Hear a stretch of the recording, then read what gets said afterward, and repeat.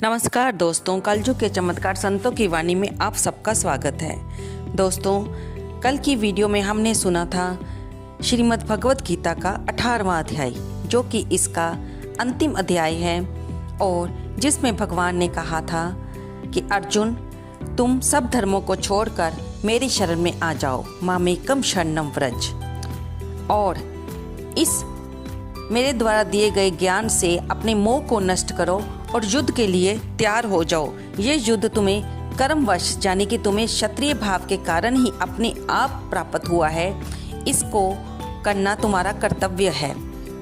और ये युद्ध अधर्म पर धर्म की जीत है, बुराई पर अच्छाई की जीत के लिए किया जा रहा है, इसलिए तुम्हें इसे अवश्य करना है। इसी गीता ज्ञान को सुनते हुए संजय भी धृतराष्ट्र से कहते हैं कि महाराज, जहाँ पर जोगेश्वर श्री कृष्ण जी हैं और जहाँ पर पार्थ धनुषधारी है, वहाँ राजलक्ष्मी, विजय लक्ष्मी और ऐश्वर्य और अटल नीति वहीं पर है। तो दोस्तों, इसी 18वें अध्याय का महात्म्य आज हम इस वीडियो में सुनेंगे।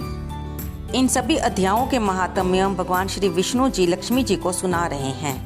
श्री नारायण जी बोले, हे लक्ष्मी, अब 18वें अध्याय का महात्म्य सुनो। एक समय सुमेरु पर्वत पर देवलोक में इंद्र अपनी सभा लगाए बैठा था। उर्वशी नृत्य करती थी, बड़ी प्रसन्नता में बैठे थे। इतने में एक चतुर्भुज रूप व्यक्ति को पार्षद ले आए। इंद्र से सब देवताओं के सामने कहा, तू उठ, इसको बैठने दे। ये सुनकर इंद्र सहन ना कर सका, उस तेजस्वी को बैठा दिया। तब इंद्र ने अपने गुरु बृहस्पति जी से पूछा, गुरु जी, आप त्रिकालदर्शी हो, देखो इसने कौन सा ऐसा पुण्य किया है जिससे ये मेरे आसन का अधिकारी हुआ है। मेरे जाने इसने तीर्थ, व्रत, यज्ञ, दान कुछ नहीं किया। वही बात बृहस्पति जी ने भगवान से कही। तब प्रभु ने बृहस्पति जी से कहा कि इसके मन में भोगों की वासना थी, परंतु ये गीता के 18वें अध्याय का नित्य पाठ करता था। उससे जब इसने अपनी देह छोड़ी, तब मैंने आज्ञा की कि पार्षदों, तुम इसको पहले ले जाकर इंद्र लोक के सुख भुगावो। जब इसका मनोरथ पूरा हो जाए, तब इसको सायुज्य मुक्ति को पहुंचाओ। सो तुम जाकर भोगों की सामग्री इकट्ठी कर देवो। तब इंद्र और सब देवता आए। इंद्र ने सब भोगों की वस्तु एकत्र कर दी और कहा कि इंद्र लोक के सुखों को भोगो। कई काल इंद्रपुरी के सुख भोग कर फिर वह भगवान की कृपा से मुक्ति पाकर वैकुंठ का अधिकारी हुआ। नारायण जी कहते हैं, ए लक्ष्मी, ये 18वें अध्याय का महात्म्य है। गंगा, गीता, गायत्री, कलयुग में ये तीनों मुक्तिदाता है। तो दोस्तों, यहाँ पर 18वां अध्याय का महात्म्य भी समाप्त होता है।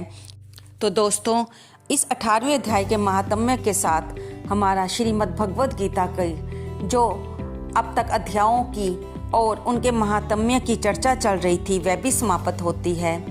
इन सब अध्यायों को पढ़ते, सुनते, कहते हमने ये जाना कि जो भी मनुष्य जिस निष्ठा से, जिस आस फल की कामना से प्रभु को याद करता है, उनकी प्रार्थना करता है, तो प्रभु उसे वह वस्तु अवश्य देते हैं। अगर वह कामना निश्चल हो, किसी के नुकसान पहुंचाने की, किसी को चोट पहुंचाने की कामना से ना की गई हो।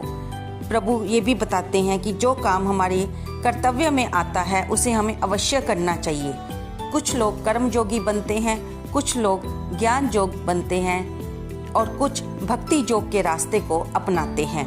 हमारी जिस रास्ते में जैसी निष्ठा होती है, अगर हम उसको निष्ठा के साथ अपनाकर उसी पर ही चलते हैं, तो अंत में जाकर हमें मोक्ष की प्राप्ति होती है।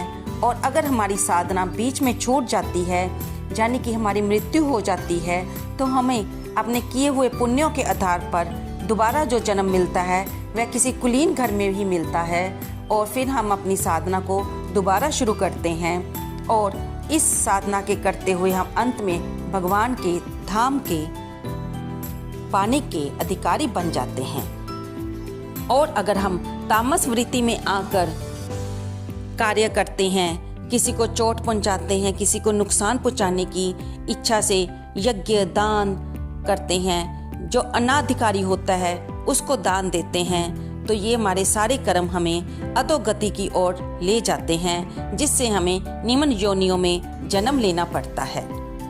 तो दोस्तों, यहाँ पे हमारा सारा श्रीमद् भगवत गीता की चर्चा समाप्त होती है। आज हम इसी अध्याय में माता गीता जी की आरती भी करेंगे हैं। जय गीता माता, ओम जय गीता माता, जो हृदय गम करता मन वांछित फल पाता।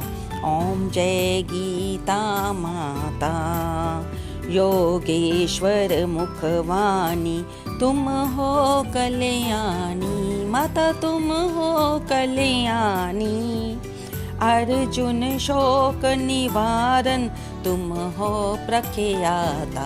ओम जय गीता माता, सुख शु शांति विस्तारणी, तुम हो दुख हरती माता, तुम हो दुख हरती।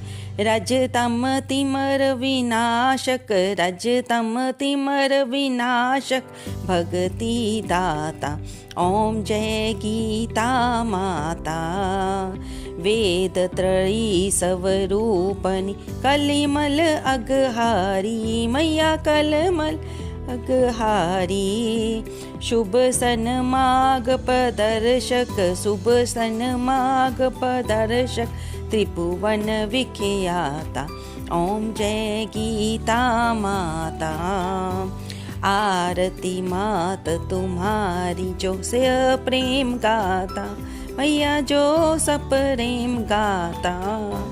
सो नर से नारायण, सो नर से नारायण, मोहन हो जाता। ओम जय गीता माता, जय गीता माता, ओम जय गीता माता, जो हृदय गम करता वांछित फल पाता। ओम जय गीता माता। बोल गीता माता की जय। दोस्तों, ये वीडियो आपको कैसी लगी, ज्ञान चर्चाएं कैसी लगी, कृपया इसे लाइक करें, शेयर करें और कमेंट करें। कमेंट बॉक्स में जय गीता माता लिखना ना भूलें। धन्यवाद दोस्तों।